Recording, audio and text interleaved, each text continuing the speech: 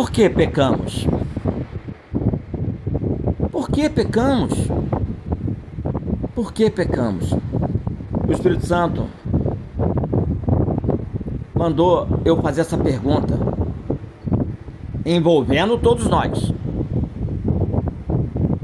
E ele mesmo deu a resposta. Pecamos porque insistimos em orar de forma pormenorizada, em louvar de forma pormenorizada, em meditar na palavra de dia e de noite de forma pormenorizada, em assistir um vídeo produzido por alguém de Deus de forma pormenorizada. Insistimos em ouvir um áudio de Deus por pessoas de Deus de forma pormenorizada. Por que pecamos? Porque insistimos em buscar pouco intimidade com Deus. Por que pecamos? Porque insistimos em buscar pouco se encher do Espírito Santo de Deus. Por que pecamos? Porque insistimos em tentar de forma pormenorizada ganhar alma para o Senhor, resgatar alma para o Senhor, libertar alma para o Senhor, fazer discípulo para o Senhor, discipular para o Senhor, alimentar o povo do Senhor. Por que pecamos?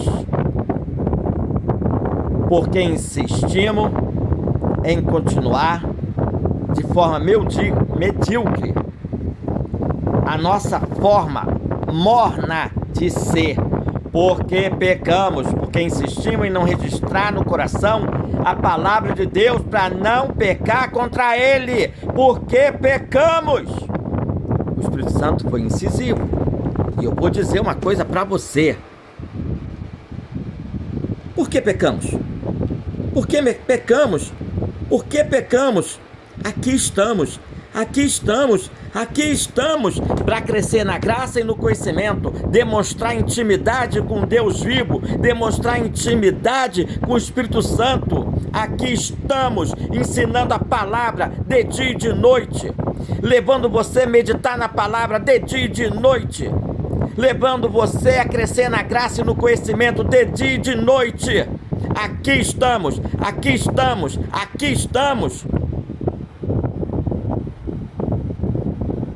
Então por que pecamos? Ricardo Luiz.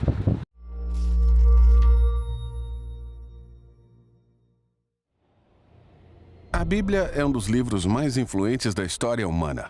Ela explora as grandes questões ligadas à nossa existência. Ela inspirou muitas pessoas a fazerem grandes coisas. E confundiu muitas outras. E você provavelmente tem uma por aí, largada em algum lugar. Então, o que realmente é a Bíblia?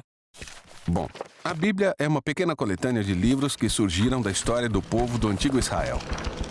De certo modo, os israelitas eram como qualquer outra civilização antiga, porém entre eles havia uma longa linhagem de indivíduos chamados profetas, que viam a história de Israel como tudo menos comum. Eles viam Israel como um elemento central do que Deus estava fazendo por toda a humanidade. E esses profetas eram gênios literários. Sério? Sim, com grande habilidade eles usaram a língua hebraica para escrever narrativas épicas e poesia muito sofisticada. Eles eram mestres de metáforas e histórias. E utilizavam tudo isso para explorar grandes questões que envolvem a vida, a morte e as dificuldades humanas. Então, muitos autores diferentes escreveram esse livro. Sim, esses textos foram produzidos durante um período de mais de 1000 anos, começando com as origens de Israel no Egito e seguindo até a fundação do seu reino com o primeiro templo. Mas eles acabaram sendo conquistados pelos babilônios que os levaram para o exílio. Depois, em um momento crucial na sua história, muitos israelitas voltaram para sua terra. Eles construíram o segundo templo e reformaram sua identidade. Foi aí que as escrituras judaicas começaram a se tornar naquilo que conhecemos hoje. Certo, a Bíblia judaica. E o que ela contém? Bom, em hebraico ela é designada por uma sigla, Tanakh. O T representa a Torá, às vezes chamada de a Lei. Esses são os 5 livros da história da fundação de Israel. O N representa Nevhem, a palavra hebraica para profetas. Esses são os livros históricos que contam a história de Israel do ponto de vista dos profetas. Depois temos os livros poéticos dos próprios profetas. O K é a abreviação de Ketuvim, a palavra hebraica para escritos. Essa é uma coleção diversificada de livros poéticos, livros de sabedoria e outras narrativas. E os judeus acreditam que Deus fala com seu povo por meio de todas essas obras literárias. Existem outros textos judaicos produzidos durante o período do Segundo Templo também. Sim, um grupo de textos muito variados. Esses textos também eram muito valorizados nas comunidades judaicas. E houve debate nos tempos antigos sobre se alguns desses textos deveriam ser considerados parte das Escrituras ou não. Ou seja, são muitos textos diferentes produzidos por um longo período de tempo. Por que eles foram reunidos desse jeito? Bom, em conjunto, esses textos contam uma história incrível sobre como Deus está trabalhando por meio desse povo para trazer ordem e beleza ao caos do nosso mundo. E tudo isso aumenta a esperança da chegada de um novo líder que viria e renovaria toda a criação. Mas o Tanakh termina e esse líder não vem. Então é uma obra de arte, mas não tem um final? Exatamente. No entanto, poucos séculos mais tarde, entra em cena um profeta judeu chamado Jesus de Nazaré. Ele afirmou que tinha vindo para levar adiante a história do Tanakh. Certo, então Jesus fez muitas coisas legais, foi morto, mas seus seguidores afirmam que ele tinha ressuscitado e estava vivo. Sim, eles disseram que Jesus era aquele líder tão esperado que iria restaurar o mundo. E por isso seus primeiros seguidores, chamados apóstolos, escreveram novas obras literárias sobre a história de Jesus. Eles chamaram essas obras de Boas Novas ou o Evangelho. Há também um relato chamado Atos contando a expansão do movimento de Jesus fora de Israel. Depois, eles enviaram cartas para as comunidades espalhadas pelo mundo antigo. Eles consideravam esses textos como parte das Escrituras? Sim, os apóstolos escreveram tudo isso como sendo o cumprimento daquela história encontrada no Tanakh. E assim continuaram o brilhantismo literário da tradição judaica.